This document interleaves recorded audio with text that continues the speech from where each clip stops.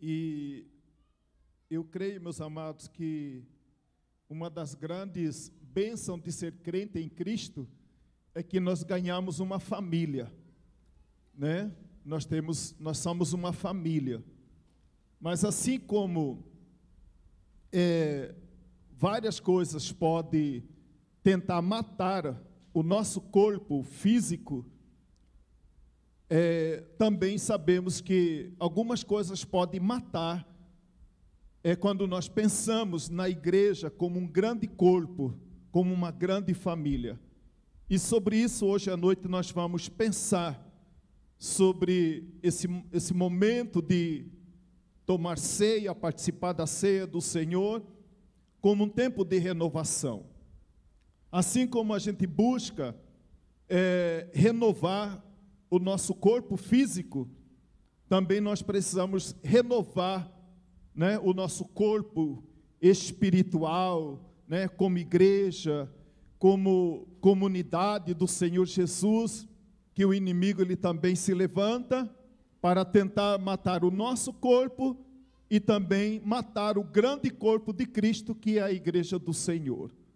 Então hoje nós vamos pensar sobre isso, né? Agradecendo a Deus mais uma vez pela vida do Davi, nosso irmão líder aí de Ministério da Família, que Deus abençoe grandemente a sua vida, né? Mês de agosto é um mês muito bonito, né? A cidade faz aniversário, não é por causa de mim, mas é por causa de mim também, né? Renan faz aniversário, o Lucas e o Rafael hoje, né? O importante é ter saúde, né, Fran? Né? Mas que Deus abençoe os irmãos. Vamos orar mais uma vez? Senhor, nosso Deus, nosso Pai, nós te louvamos, Senhor, porque sabemos que nós estamos aqui, não é por causa de nós mesmos, mas é por causa do Senhor, por aquilo que o Senhor fez em favor de cada um de nós. E nós sabemos, ó Pai, que assim como o inimigo da nossa alma, ele se levanta para matar a nós individualmente, causar mal, causar dano ao nosso corpo físico, o inimigo da nossa alma também se levanta, muitas vezes para matar a nossa alegria de ser irmãos em Cristo, membros da igreja do Senhor. Quantas pessoas, ó Pai, muitas vezes se desanimam, se frustram, estão machucadas, ó Pai. Ó Deus, em nome de Jesus, nesta noite, quando nós estaremos celebrando o Teu sacrifício na cruz do Calvário em nosso favor, ó Espírito Santo do Senhor, venha fortalecer, ó Pai, em nós e através de nós, para que a Tua igreja, Senhor, realmente seja um lugar onde flua a vida do Senhor, ó Pai, para nós, através de nós, e possa alcançar muitas pessoas aqui nessa cidade, para a glória e louvor do Teu santo nome. Ó Deus, em nome de Jesus, eu peço que o Senhor venha repreender, ó Pai, todo o levante do inimigo da nossa alma, ó Pai, que muitas vezes vem para roubar a nossa alegria como crente, como membro da Tua igreja. E aí, meu Deus, muitas pessoas, ó Pai, que antes cantavam, tocavam, dedicavam a sua vida ao Senhor através de um ministério, quem sabe hoje estão tristes, desanimada, frustrada, doente, desanimada. Oh Deus, abençoe essa vida, ó Pai, renova, Senhor, em nós, cada dia, essa chama do primeiro amor, aquele amor, ó Pai, que nós temos por o Senhor, lá no dia quando a gente se converteu, quando a gente, ó Pai, tinha prazer, ó Pai, na lei do Senhor, e nela meditava de dia e de noite, porque era agradável estar na Tua presença. Mas muitas coisas se levantam, ó Pai, no decorrer da nossa caminhada, para tirar a alegria da salvação, tirar a alegria de ser crente, tirar a alegria de estar em comunhão com os irmãos, e muitos preferem até ficar em casa, ó Pai, porque não tem alegria de vir à igreja. Ó Espírito Santo do Senhor, tenha misericórdia de nós, e nos ajude, ó Pai, e venha renovar, Senhor, nesta noite, a nossa alegria, a nossa satisfação, ó Pai, de estar na Tua presença, na Tua casa, junto com Teu povo, celebrando e adorando o Teu santo nome. Ó Deus, muito obrigado, Pai. Fala conosco, Senhor Deus, continue ministrando no nosso coração através da Tua palavra, ó Pai, através da celebração da ceia do Senhor, ó Pai, que não seja apenas mais uma ceia, Senhor, mas que seja algo de renovação da nossa fé, da nossa alegria, do nosso prazer, da nossa satisfação de servir ao Senhor e de estar em comunhão com a Sua igreja. Oh Deus, muito obrigado, Pai, desde já. Eu oro, meu Deus, também, e agradeço ao Senhor, e peço que fale conosco através da Tua palavra, porque eu peço isso, Pai, no nome de Jesus. Amém. Irmãos, eu vou pedir, então, que os irmãos abram a sua Bíblia, tá? Lá em primeira carta de Paulo aos Coríntios, né, temos aí algumas pessoas que estão nos visitando, irmã Cratil, irmão Paulino, Paulino Júnior, esposa, família, né? Que bom ver os irmãos aí.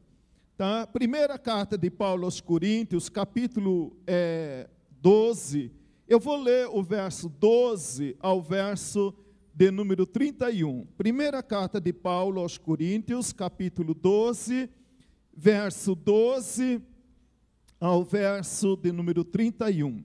Né? Aí o apóstolo Paulo fala sobre os membros, né? Nós como membros da igreja do Senhor, e a comparação que ele faz com o nosso corpo físico, né? E a igreja do Senhor.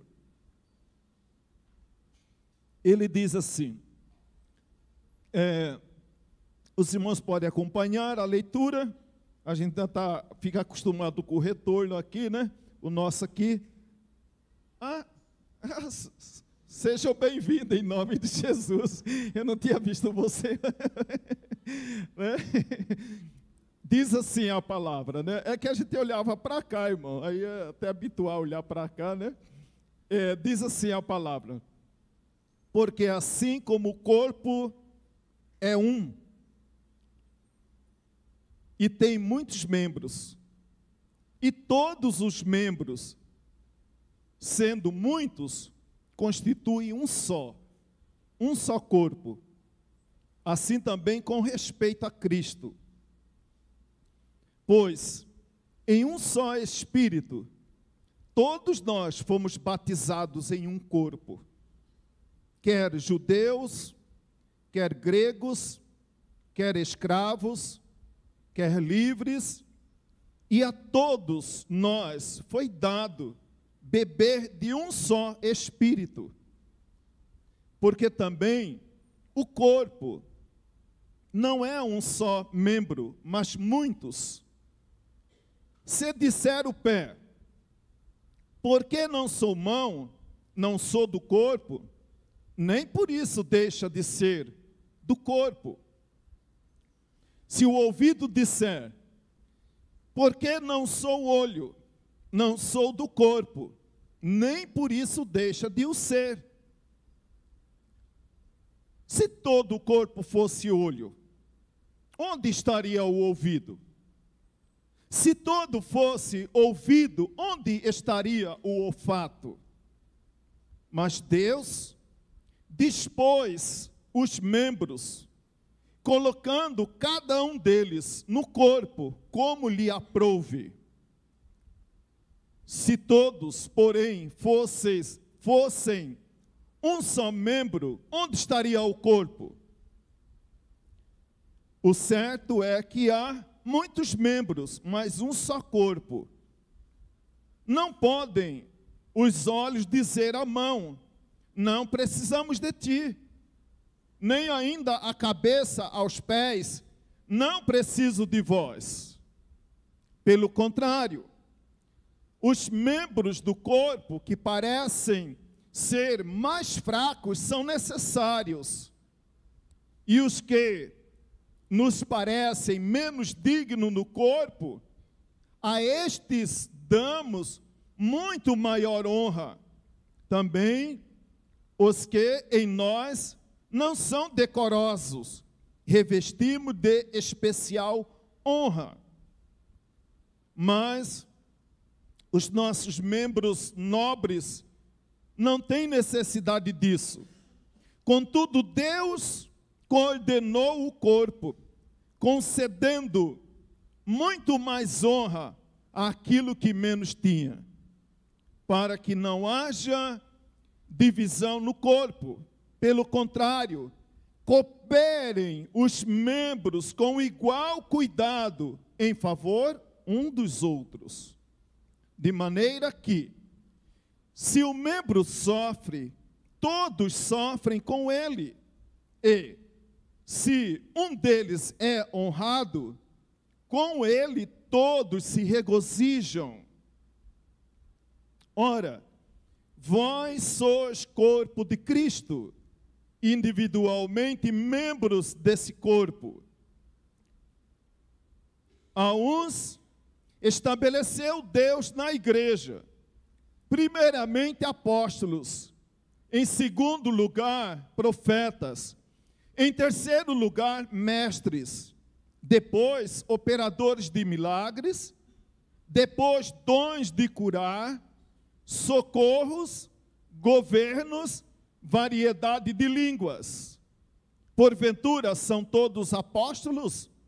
Ou todos profetas? São todos mestres? Ou operadores de milagres? Têm todos dom de curar? Falam todos em outras línguas? Interpretam-nas todos?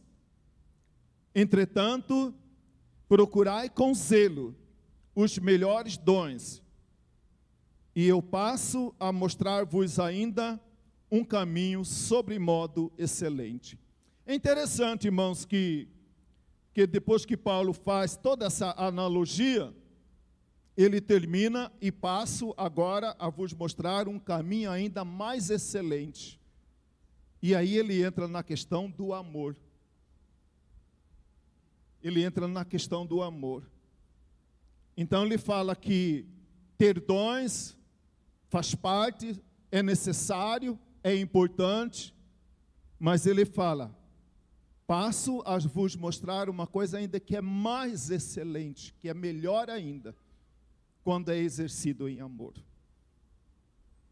Né? Então, amado, nós sabemos, como eu falei, que muitas coisas podem, na nossa família, comigo mesmo, como igreja, podem se levantar para nos impedir de viver bem, alegres, contentes, satisfeitos. Muitas coisas podem se levantar. Muitas coisas, amado, que nos foram dadas para ser bênção, muitas vezes elas podem se transformar em maldição para a nossa própria vida, se não sabermos exercitá-las. Algumas bênçãos podem virar maldição na nossa vida. A questão dos dons na igreja, Paulo não está censurando nenhum dom, nenhuma pessoa, mas estava censurando o modo como isso estava sendo usado na igreja.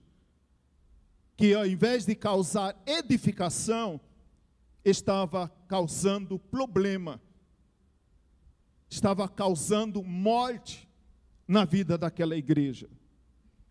Paulo escreve 1 Coríntios capítulo 12, verso 1, ele diz assim, a respeito dos dons espirituais, não quero, irmãos, que sejais ignorantes.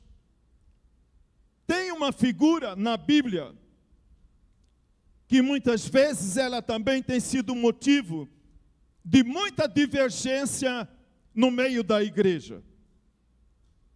E um deles aqui no caso específico, era a questão dos dons.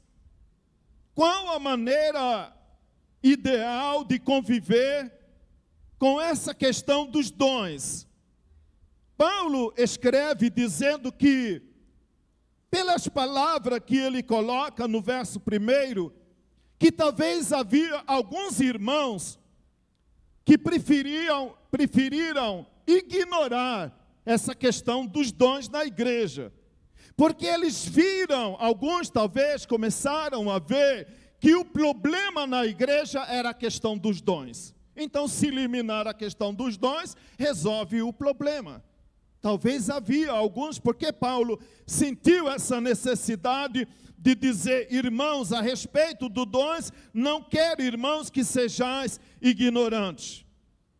Algumas pessoas talvez começou a imaginar, essa questão de dons só dá problema na igreja. Essa questão de dons mais atrapalha a vida da igreja. Então vamos parar de falar desse assunto aqui no meio de nós. E aí Paulo escreve, quero, irmãos, que não sejais ignorantes. Eu disse, amado, tem uma outra figura na Bíblia, que muitas vezes por nós não sabermos interpretar o valor dela, e reconhecer e colocá-la no seu devido lugar, é a questão da Maria. Algumas alas evangélicas, cristã, exalta Maria e coloca Maria numa posição super elevada, que parece que é uma das 3 pessoas da Trindade, ou até mais do que, mais uma pessoa da Trindade. E tem algumas que preferem, muitas vezes, ignorar a importância de Maria. E outros fazem a opção por rebaixar o papel dessa irmã na igreja. A questão dos dons estava acontecendo mais ou menos a mesma coisa na igreja de Corinto. E veja bem, amado, também, se você olha para a época do apóstolo Paulo, nós vamos perceber que a igreja de Corinto era a igreja mais carismática da época de Paulo, mas também era a mais problemática. Era a mais difícil igreja. Paulo escreve, alguns historiadores dizem que quando Paulo escreve 1 Coríntios, na verdade, 1 Coríntios não é primeira carta de Paulo aos Coríntios, é a segunda. E a segunda é a terceira. Então, várias cartas Paulo escreve para orientar aquela igreja que estava precisando de muita orientação a respeito desse assunto e de alguns outros. Alguns desafios sempre vão se apresentar diante de nós, na nossa vida, pessoal, familiar, assim como a igreja também. Como que nós vamos enfrentar esses desafios? O que faremos quando nós tivermos que enfrentar alguns desafios? Ignorar, subestimar, superdimensionar, ignorar, rebaixar. Paulo diz, amado, que a atitude da igreja de Corinto, primeira carta aos Coríntios, capítulo 11, verso de número 17, Paulo estava dizendo para a igreja, olha, irmãos, eu talvez teria alguns motivos para louvar vocês, para me orgulhar de vocês, para estar contente de vocês, mas a respeito disso, não louvo vocês. Vocês não são dignos de ser louvados. Vocês não são dignos de serem admirados. E diz assim Paulo, no verso de número 18, que cada vez que eles se reuniam, não era para sair melhor, mas que cada vez que eles saíam da igreja, saíam de uma maneira pior do que entravam. Então a coisa era muito séria na igreja de Corinto. Muitas vezes você pode vir à igreja e falar, olha, hoje eu saí pior. Eu fui lá para receber uma palavra, receber um consolo, um ânimo, um encorajamento, voltei para casa pior do que quando eu fui. Eu acho que não vou mais na igreja. São desafios que se apresentam diante de nós e que nós temos que encarar esses desafios considerá-lo de maneira adulta, de maneira espiritual. Quando Paulo, ele escreve sobre os dons para a igreja, por exemplo, lá para a igreja de Éfeso, Paulo explica que os dons foi dado para a igreja, para aperfeiçoamento dos santos, para que nós sejamos capacitados cada vez melhor, cada um descobrindo o seu talento, né? Seu dom, seu talento, como vai acontecer aí, né? Sábado que vem no meio dos nossos jovens. Descobrir o seu talento, descobrir o seu dom para o seu aperfeiçoamento. Eu vejo, amado, esses dias, amado, eu tenho visto aqui na igreja, irmãos trabalhando aqui na igreja, outros que não têm como vir na igreja trabalhar, ofertando na igreja. Então, amado, cada um de uma maneira, trabalhando, contribuindo, para que a igreja, esse lugar que Deus nos deu, seja um lugar agradável para a gente vir, agradável para a gente estar. E é tão bom, né? A gente vê aqui as pessoas vindo, trabalhando, dando uma contribuição, dando uma ideia, né? Dando uma sugestão, né? Cada um contribuindo para o aperfeiçoamento. Ele diz também para o desempenho do seu serviço, para a edificação do corpo de Cristo. Mas o que estava acontecendo na igreja de Corinto? Primeira carta de Paulo aos Coríntios, capítulo 3, verso de número 4. Paulo enumera ali um exemplo do que estava acontecendo na igreja e não era nada agradável. Por quê? Porque assim como o mundo, a igreja também estava dividida em vários partidos dentro da igreja. Porque era comum na cidade de Corinto ter as pessoas que eram mais simpáticas a um estilo de filosofia.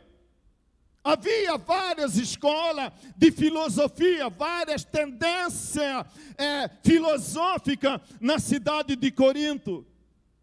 Aí um era, né, discípulo do mestre X, outro era discípulo do mestre Y, outro era discípulo de um outro mestre, e assim a cidade de Corinto era uma cidade fragmentada, onde vários partidos filosóficos dividiam as pessoas. Era algo lá fora da igreja, mas dentro da igreja estava acontecendo algo parecido com o que estava acontecendo lá fora. Uma igreja dividida. E aí Paulo cita, para a tristeza no seu coração, ele diz, né? Alguns diziam lá, eu sou de Paulo. Outros diziam, não, eu não sou muito simpático com Paulo, não gosto da maneira como Paulo prega, não gosto da maneira, talvez, como Paulo ensina, então eu sou de Apolo. Outros diziam, não, eu não gosto de Paulo, eu não gosto também de Apolo, eu gosto e me identifico com Pedro, então eu sou de Pedro. E haviam outros também, que diziam, não, a igreja, né, não é de Paulo, não sei porquê, não sei qual era o argumento de defesa, mas em 1 Coríntios capítulo 1, verso de número 12, havia também uns outros que diziam, eu sou de Cristo. E que na verdade, amado, nenhum dos quatro agradava o coração de Deus. Nenhum dos quatro havia entendido a razão porque Deus os havia colocado na igreja.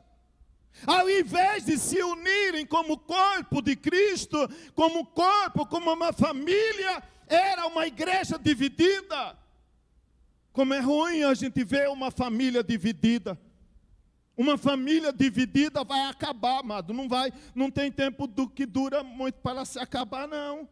Um casal dividido, o casamento não vai sobreviver por muito tempo. Mas a igreja de Corinto, amado, estava assim, uma igreja dividida. Alguns poderiam dizer, aquelas pessoas que diziam, eu sou de Paulo, nós podemos comparar com aquelas pessoas que fundaram a igreja. E por fundar a igreja, então eles sentiam-se mais donas da igreja do que o outro grupo. Mas o outro grupo também, para marcar a sua presença, né, para marcar a sua importância, então eles se uniram a Apolo. Apolo, alguns dizem que era um espelho hoje da teologia liberal. Porque ele era meio filósofo também, então ele talvez unia ali filosofia com teologia, então talvez era mais assim, como nós falamos hoje, uma teologia mais liberal. Mas havia também aquele grupo que falava, eu sou de Pedro. Quem era Pedro? Pedro era judeu. Então aquelas pessoas que eram mais judaizantes, mais dados à lei, então se identificavam com Pedro. Mas alguns, talvez para parecer mais espiritual do que esses três primeiros, diziam, não, nós não seguimos homens, nós seguimos Jesus. Mas nenhum dos quatro estavam certo. Muitas vezes, amado, acontece um problema na família, ou na igreja também. A gente sempre acha que é culpa de outra pessoa, né? É alguma pessoa que errou, alguém que errou, mas a gente muitas vezes evita de olhar para a gente mesmo, porque é mais difícil. É mais fácil achar erro no outro. Eu achar que o erro está no Davi, do que olhar para mim e dizer, não, o erro está em mim. É eu que preciso melhorar, é eu que preciso mudar, eu que preciso entender o verdadeiro propósito para a minha vida. Mas essas pessoas, amado, tinham a dificuldade. Por isso, amado, eu creio que quando Paulo escreve para a igreja de Corinto, falando da necessidade deles, quando os reuniam para celebrar a ceia, Paulo diz para a igreja, examine-se, pois, o homem a si mesmo. Não é examinar a vida do outro. Aquele irmão não está preparado. Aquele irmão não está pronto. Aquele irmão não é digno. Aquele irmão não é merecedor. Não, Paulo diz, olha, cada um examine a si mesmo. Porque quando eu examino a mim mesmo, essa é a vontade de Deus. Mas a igreja de Corinto estava uma igreja dividida. E Paulo certamente quando olhava para aquilo, amado, causava muita tristeza para o seu coração. Uma igreja dividida. Meu Deus, aquele povo reúne lá, mas o louvor deles não flui. O culto deles é vazio. Porque um acusa o outro, um se levanta contra o outro, dividindo a igreja, separando a igreja. Eu sou do grupo do fulano, eu sou do grupo do cicrano, eu sou mais disso, eu sou mais daquilo, eu gosto mais de cicrano do que beltrano. E aí, amado, assim caminhava a igreja de Corinto. E aí, em 1 Coríntios capítulo 11, verso de número 30, Paulo diz, mas antes de dizer, Paulo pergunta para aqueles irmãos, acaso Cristo está dividido? Acaso Cristo está dividido? É uma pergunta para a igreja. Vocês que dizem aí na igreja de Corinto, eu sou de Paulo, eu sou de Pedro, eu sou de Apolo, eu sou de Cristo. Paulo fala, está Jesus dividido? Uma pergunta. E aí Paulo, então, Agora, entrando no texto que eu citei de 1 Coríntios 11:30, Paulo diz: eis a razão, porque há entre vós muitos fracos, doentes e não poucos que dormem. Vocês querem entender? Porque tem muitas pessoas fracas no meio de vocês. Vocês querem entender porque tem muitas pessoas doentes entre vocês? Vocês querem entender porque há muitas pessoas que hoje estão dormindo na fé? Dormindo quer dizer perderam o interesse pela igreja? Examine-se, pois, o homem a si mesmo. Muitas vezes é muito melhor no casamento, quando há uma dissensão, quando há uma discussão, quando há um desentendimento, antes de pensar e achar culpado, a gente parar e olhar, onde que eu estou errando? Como marido, ou onde eu estou errando como esposa? Antes de queixar do outro, onde eu estou errando? Mostra para mim, Deus. Eu tenho certeza, amado, porque a palavra do Senhor diz que o contrito e quebrantado de coração, Deus não vai rejeitar. Quando no meu lar, no meu seio familiar, acontece um problema, eu antes de atirar pedra na irmã Dazinha, é olhar para dentro de mim mesmo e perguntar para mim mesmo, diante de Deus: Deus, onde que eu estou errando? O que eu preciso corrigir para melhorar meu casamento, para melhorar a minha família, para melhorar a minha igreja? O que eu preciso fazer? E aí a palavra de Deus diz que quando a gente vai então nessa atitude de quebrantamento, de contrição diante de Deus, Deus vai mostrar para mim e para você o que está errado.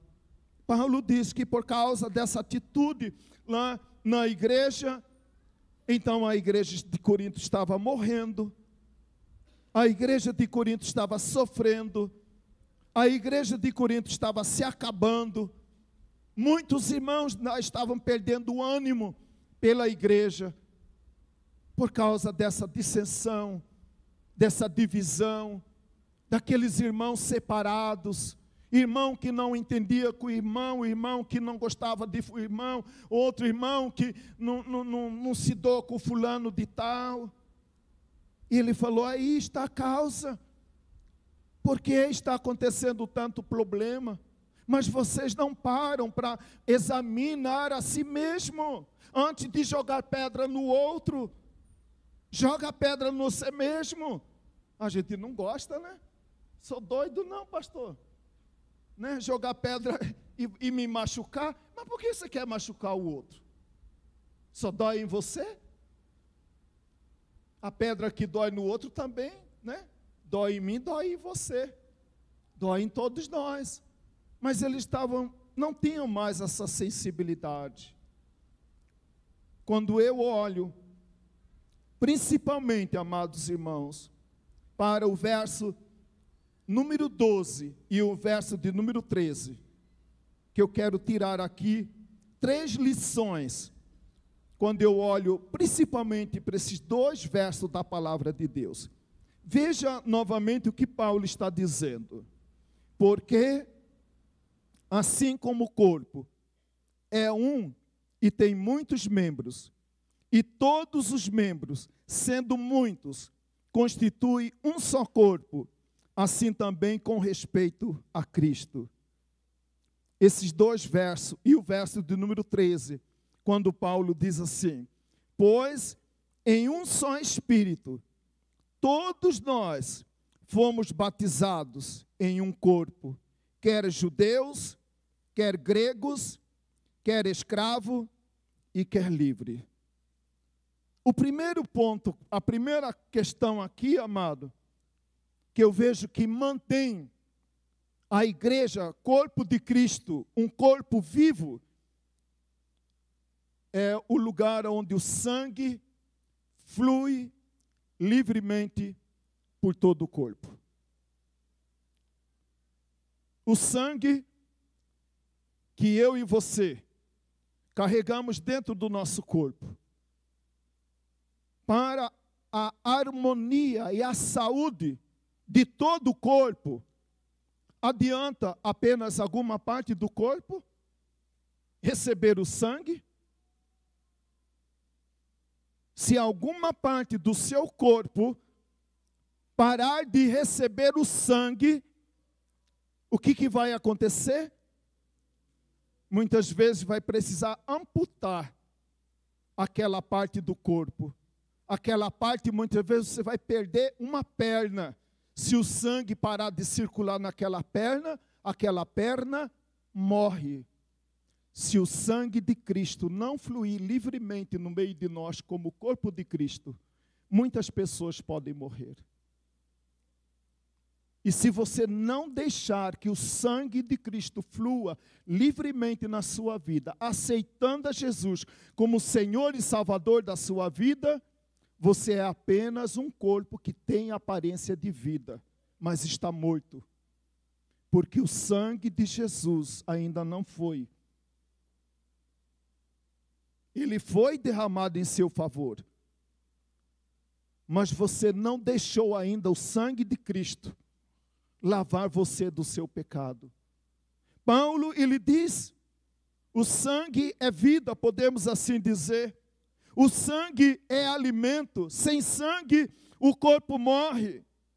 Quando Jesus, lá em Marcos capítulo 14, verso de número 24, ali junto com os discípulos, ele celebra a ceia do Senhor, ele declara, isto é o meu sangue, o sangue da nova aliança derramado em favor de muitos.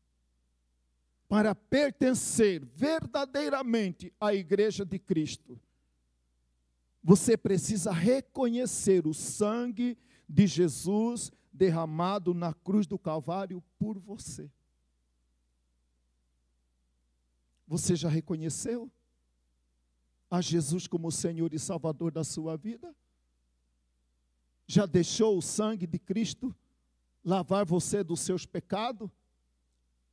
Se não, meu amado, minha amada, você apenas aparenta ter vida, mas ainda não tem. E talvez por isso você não entende algumas coisas que você só passará a entender o dia que você confessar a Jesus como Senhor e Salvador da sua vida. Não adianta vir à igreja sem confessar a Jesus como Senhor e Salvador. Não adianta tentar ser crente sem reconhecer o sangue de Jesus derramado por cada um de nós na cruz do Calvário. Sem sangue não tem vida. Sem sangue você pode querer fazer parte do corpo, mas é um elemento estranho ao corpo. Para que você seja verdadeiramente parte do corpo de Cristo, para que você entenda o propósito de Deus para a igreja, porque a igreja existe, você precisa aceitar a Jesus como Senhor e Salvador da sua vida. Sem sangue não tem vida. O sangue precisa fluir de maneira livre. Desta hora, em outro texto lá em Mateus capítulo 26, verso de número 29, a palavra, em outras palavras, melhor dizendo, nós descobrimos que sangue é alimento. Digo-vos que desta hora em diante não beberei deste fruto da videira, até aquele dia em que eu hei de beber novo convosco no reino do meu Pai. Mateus 26, verso de número 29. E Paulo, escrevendo aos Romanos, no capítulo 5, verso 9 e o verso número 10. Sem sangue, sem vida. Assim como um corpo, assim como um membro do corpo, ele morre quando para de circular sangue por ele. Quando ele para de receber o sangue, ele morre, ele atrofia. Assim também, amado, fomos nós, quando nós experimentamos o pecado, então nós nos atrofiamos por causa do pecado. que há em mim, que há em você. E é esse pecado, amado, que ainda persiste e luta para me dominar novamente, para dominar a você novamente. Ele não vai desejar que você viva em comunhão com a igreja, que você tenha prazer de estar no meio da igreja, porque algum milagre, amado, só acontece quando eu estou na presença de Deus, em comunhão com Ele e com meus irmãos. Sabe por que alguns milagres não acontecem? Porque tem muitas pessoas doentes que acham que pode viver sem igreja. Eu posso ser crente em casa. Onde está escrito isso na Bíblia? Onde está escrito isso? É você que inventou? Agora está colocando na Bíblia? Virou terceira, quarta pessoa da Trindade, né? Está colocando coisa que não existe na Bíblia. Sem sangue, sem vida. Romanos capítulo 5, verso 9 e o verso 10. Justificado, pois, pelo sangue. É o sangue derramado de Jesus Cristo na cruz do Calvário. É o único sangue que pode nos apresentar justificados diante de Deus dos nossos pecados. Sem sangue, sem vida. Sem sangue é corpo morto. Sem sangue é um corpo que aparenta ter vida, mas não tem vida. Pelo sangue somos reconciliados, salvos da ira e reconciliados com Deus pela morte do seu Filho. Paulo, então, aqui apresenta 3 coisas que acontecem quando eu confesso a Jesus como Senhor e Salvador. Ele diz que eu sou justificado, eu sou salvo e eu sou reconciliado. Nenhum desses milagres pode acontecer na minha vida sem reconhecer a Jesus como Senhor e Salvador. Eu não posso justificar a mim mesmo dos meus pecados. Eu não posso ser salvo a não ser pelo sangue de Jesus. Eu não posso ser reconciliado com Deus a não ser pelo sangue de Jesus. Sem sangue, sem vida. A outra coisa, amado, que eu aprendo quando eu olho para esse texto da palavra do Senhor, é a interdependência exercida de maneira harmoniosa nesse corpo chamado Igreja do Senhor Jesus. Não há incompatibilidade, não há concorrência, não há inveja. Veja bem, amado, que muitos dos problemas, eles começam em mim mesmo. Não é nos outros, não é em ninguém, começa em mim mesmo. Veja a maneira como Paulo, ele escreve para os irmãos. Verso de número 15. 12, verso de número 15. Se disser o pé, porque não sou mão, eu não sou do corpo. Como eu disse, muitos problemas que a gente enfrenta começam em nós mesmos, em mim mesmo. Você já viu o quanto existe, quantas pessoas insatisfeitas consigo mesma? E ela só acha que seria feliz se seria uma outra pessoa? Ou ela só acha que seria feliz, contente, alegre, a vida dela teria sentido se ela pertencesse ao ministério de louvor da igreja? Eu não sou membro do ministério do louvor, então não sou importante. Aonde você tirou isso, meu amado? Todos os membros do nosso corpo são importantes. Você é importante para a igreja. Você foi colocado nessa igreja porque Deus tem um propósito na sua vida. Se você não fosse importante para esta igreja, Deus te colocaria na outra igreja. E lá também você seria útil. Veja como eu falei, muitos problemas começam em mim mesmo. Ah, porque eu não sou. Ah, porque eu não sou. Quantas pessoas cheias de eu não sou. Ah, se eu fosse magra. Aí o magro fala, que se eu fosse mais fofinha. Ah, se eu fosse mais alta, se eu fosse mais baixa. Ah, se eu fosse loira. Ah, se eu fosse morena.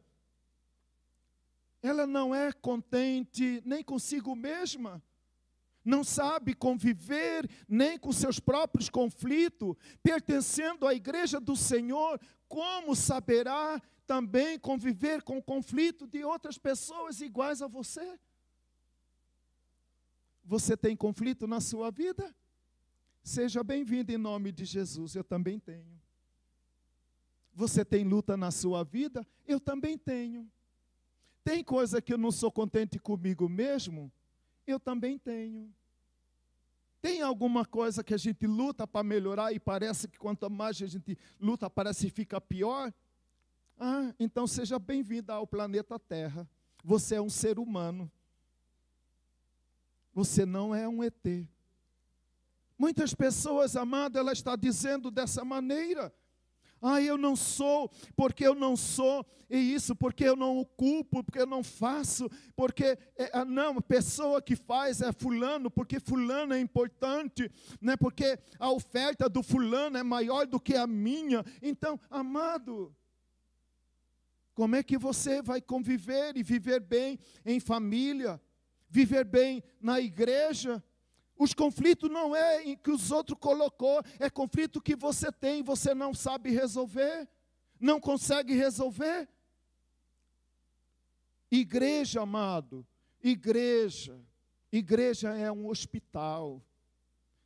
Quem acha que é sadio, é saudável, não vem na igreja.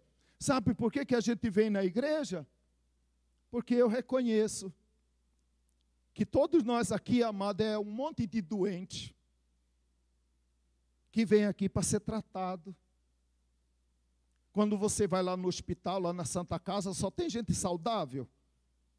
Só tem doente. Igreja é a mesma coisa. Gente que está aqui, que chora, que tem crise, que tem vergonha, que decepciona, que é decepcionado. Mas estamos aqui, amado. Eu ajudo você, Cratil, você me ajuda. E assim junto a gente vai vencendo. É um fogo, né, com outro fogo que aumenta. Mas muitas vezes a gente não entende. Ah, na igreja, amado, mas é verdade, é assim, aqui só tem gente doente. Quem é saudável não vem na igreja. Ah, eu estou bom, eu tô tranquilo, eu estou saradão, para que eu vou na igreja? Eu estou bem resolvidão. Então não vem na igreja. Mas aqui está sem perebado, amado. Cada um com umas perebas assim, né? Por isso que a gente dá uma arrumadinha assim, bem assim, né? Para dar uma disfarçada, né? Coloca essas roupas de ver Deus, né? Que a gente usa só para vir na igreja. A roupa de ver Deus, né? Porque eu não sou importante. Na união de todos os membros forma o corpo. Se o ouvido disser, porque eu não sou olho, não sou do corpo. Se todo o corpo fosse olho, onde estaria o ouvido? Se todo fosse ouvido, onde estaria o olfato? Deus colocou cada um como Ele quis. Eu já falei para algumas vezes assim, aquelas coisas doidas que a gente pensa tem hora, né? Eu falo assim, eu acho que eu como pastor, e Deus me desse essa asa, acho que eu ia escolher quem que eu queria como membro aqui. Aí falar assim, essa aqui eu quero, aquela Deus me livre. né? Eu não quero. Mas a gente trabalha, muitas vezes na nossa mente é assim, que todo mundo lá é igual eu. Né? Que todo mundo é igual, não é igual. Paulo diz, o mesmo Deus, o mesmo Jesus que morreu pelo judeu, morreu pelo grego, o mesmo Jesus que morreu pelo escravo, morreu pelo livre, o mesmo Jesus que morreu pelo rico, morreu pelo pobre, o mesmo Deus que morreu pelo baiano, morreu pelo cuiabano, o mesmo Deus que morreu pelo gaúcho, morreu também pelo cearense. E aí bota esse balaio de gato junto, amado. Cada um com seu sentimento, cada um com seu desejo. É aqui que Deus está nos preparando para morar no céu. É aqui que Deus está nos lapidando para morar no céu. Lá no céu haverá ainda pessoas talvez mais complicadas do que nós. Então Deus está lapidando a gente aqui, para quando chegar lá no céu, vai ter mais facilidade. Onde estaria? Como Deus quis. Então Paulo estava dizendo, olha irmão, quem diz que é de Pedro, quem diz que é de Paulo, quem diz que é de Apolo, quem é que diz que é de Jesus, saiba uma coisa, Deus colocou vocês todos juntos e vão procurar viver em paz até o dia de Jesus. Ou vai pedir para sair? Amado, a arca era fedida, mas era melhor ficar dentro da arca. Porque fora da arca ninguém se salvou. Se aqui está ruim, amado, fora da arca está muito pior. Só sobreviveu quem estava dentro da arca. Só sobreviveu quem estava dentro. Agora imagina, amado, xixi, cocô, dentro daquela arca, elefante, girafa. Meu Deus do céu. Como que era aquilo? Não tinha como abrir nada para fazer limpeza. A água estava dominando tudo. De maneira que, se um membro sofre, todos sofrem com ele. E se um deles é honrado, com eles todos se regozijam. Ontem à noite, nós fomos convidados para um aniversário. Né? Tem gente que se regozijou caber até quase amanhecer o dia, né? Eu fiquei sabendo. Né? Quão bom e quão suave é que os irmãos vivem em união. Quão bom e quão suave é viverem unidos os irmãos. Assim como muitas vezes, amado, a gente sofre porque a gente vê um irmão na fé sofrendo. E aí a igreja muitas vezes se esforça para ajudar aquele irmão. Assim também, Paulo estava dizendo para a igreja, assim deve ser uma igreja que quer agradar o coração de Deus. Outra questão, amado, que Paulo também estava mostrando para a igreja. Todos nós fomos no mesmo Espírito batizados. Com essa expressão, a primeira questão que eu coloquei, que em primeiro lugar, o sangue de Jesus deve fluir livremente, reconhecer a nossa interdependência e reconhecer que para que a gente seja uma igreja que agrade o coração de Deus, devemos ser uma igreja que deixe o Espírito Santo atuar de maneira soberana no meio de nós. Verso de número 13. Todos nós fomos batizados no mesmo Espírito e colocados no mesmo corpo. Se Deus colocou você nessa igreja, não foi por acaso. Deus tem uma missão para você. Deus tem um trabalho para você. Deus tem uma finalidade. Por que você está aqui nessa igreja? Você não pertence a essa igreja por acaso.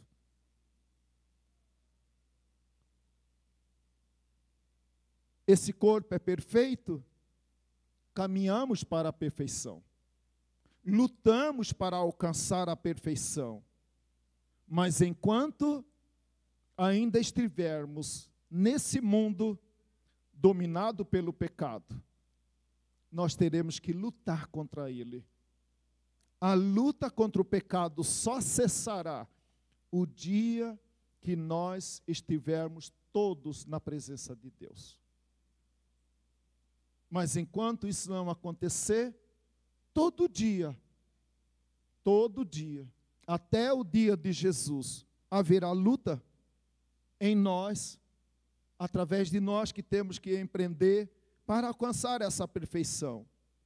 Assim como você não é contente com o seu próprio corpo muitas vezes, e luta para mudá-lo, luta para melhorá-lo, assim também, amado, Deus espera de cada um de nós, que como igreja, se tem alguma coisa que você percebe que não é o ideal, que não é o perfeito pela igreja, eu sempre trago isso na minha memória, amado irmão, que se Deus coloca na minha vida alguma coisa que me incomoda, é porque Ele quer me usar nessa área que Ele está me incomodando. E quase sempre dá certo. Quando algo me incomoda com alguma pessoa, eu vou procurar saber, não veio por acaso aquele incômodo.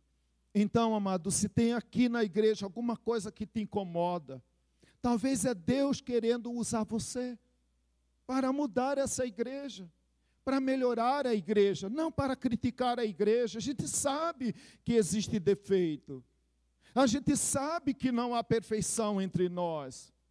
Eu não sou perfeito, assim como você também não é. E eu tenho que me esforçar para aceitar você, e você tem que se esforçar para me aceitar. É assim no casamento. Por isso muito casamento não dá certo. Porque a pessoa não quer se esforçar para entender o outro, para amar aquela pessoa como ela é. Ela quer mudar aquela pessoa quando não consegue mudar nem ela mesma.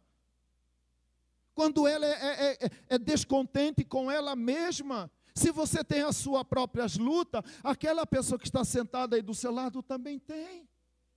E nós precisamos, amado, ser mais compassivo, mais misericordioso um com o outro. E menos crítico, menos cobrador. Paulo estava lá falando para aquela igreja era cheia de dom, aquela igreja tinha profeta, aquela igreja tinha muitos dons, mas ao invés, amado, de ser a igreja que mais dava prazer ao coração de Paulo, e certamente mais prazer ao coração de Deus, estava trazendo vergonha, tristeza para o Espírito Santo do Senhor. Porque aquela pessoa que estava lá, ao invés de trabalhar dentro daquela capacitação que o Espírito Santo do Senhor capacitou ela não estava usando para edificar a igreja. Quando Deus me dá um dom, amado, é porque Deus quer me usar como instrumento para abençoar alguém, para abençoar a minha família, para abençoar a igreja, né? O pecado está aí, né? Interessante, amado, ele diz assim, os membros mais fracos são necessários. Eu acho interessante, amado, quando Paulo fala sobre essa questão do membro mais fraco. Eu tenho, de todos os membros que eu tenho no meu corpo, eu tenho um membro que é mais fraco,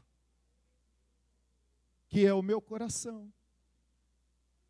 Esses dias atrás, uma irmã estava me falando que ficou preocupada que eu estava pregando, né?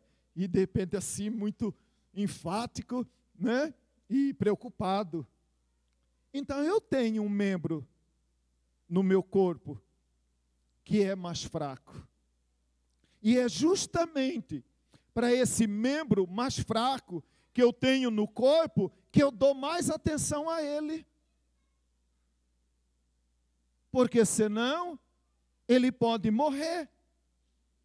E aí pode matar todo o corpo. É por causa desse membro mais fraco que de 6 em 6 meses, pelo menos, os médicos disseram: procure um cardiologista, toma os remédios, cuidado com a alimentação, faça caminhada, não engorde. Tá bom? Estou dando assim umas... Você está entendendo, né? Então tá bom. É para o seu bem. Ele disse, é para o seu bem, pastor. Toma os remédios direitinho, faça caminhada, cuidado com a alimentação e essas coisas mais aí. Senão, esse membro mais fraco vai morrer. E aí todo o corpo vai desfalecer. Então, amado, eu sei que nessa igreja tem uns irmãos que são mais fortes. Tem a cabeça melhor. Mas de repente tem aquele lá que dá trabalho, né? A gente fica lá na célula, lá na doce. Meu Deus, como que essa irmã dá trabalho? Irmã, sabe por que essa pessoa está lá? Porque Deus quer usar você e exercitar você em alguma área. Senão ele tirava de lá. Você já viu, amado, que todo doce tem uns abençoados assim? Aí a Bíblia está dizendo, os membros mais fracos também foi colocado por Deus. Para exercitar a sua paciência, a sua compaixão, a sua misericórdia, para você crescer. Então Deus usa aquele lá, né, ferro, afiando ferro. Então os membros mais fracos são necessários. Mas a gente fica doido, né? Graças a Deus que hoje fulano não veio na doce. Você já falou isso? Né? Né? Que aquela pessoa não veio mais. Que alívio, né?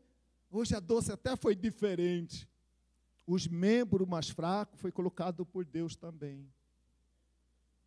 Para nos exercitar. Exercitar cada um de nós. Vós sois corpo de Cristo, individualmente membros desse corpo. Procurai com zelo os melhores dons. Quando Paulo fala de melhores dons, ele termina falando, e agora começarei a vos mostrar um caminho ainda mais excelente. Quando eu e você fazermos o que Deus nos mandou fazer, com amor, será muito mais fácil. Não adianta ter muitos dons, ou muitas vezes reclamar porque não tem. Eu não tenho esse dom, eu gostaria de ter esse dom e não tenho. Eu não sou importante para a igreja. Todos nós somos importantes para a igreja. Eu não posso citar o nome individualmente de cada pessoa que está aqui. Mas se a irmã Elvira, por exemplo, está aqui nessa igreja, porque Deus colocou ela aqui. Se a irmã Elza está aqui nessa igreja, porque Deus colocou ela aqui. E tanto para uma como para outra, Deus tem um propósito, porque vocês estão aqui. E todos nós somos importantes. Você é importante para Jesus. Por você, Jesus morreu na cruz. Por você, Jesus derramou seu sangue na cruz do Calvário. E nos deu uma família. Nos constituiu o corpo de Cristo. Que nesse momento, amado, quando nós vamos celebrar a ceia do Senhor, que Deus venha nos abençoar e nos ajudar, como parte do corpo de Cristo, sabendo que Deus colocou a cada um de nós, e Ele quer nos usar aqui, nesse lugar, para a honra e louvor do Teu santo nome. Que Deus possa nos abençoar, que o Espírito Santo do Senhor venha completar esta palavra no seu coração.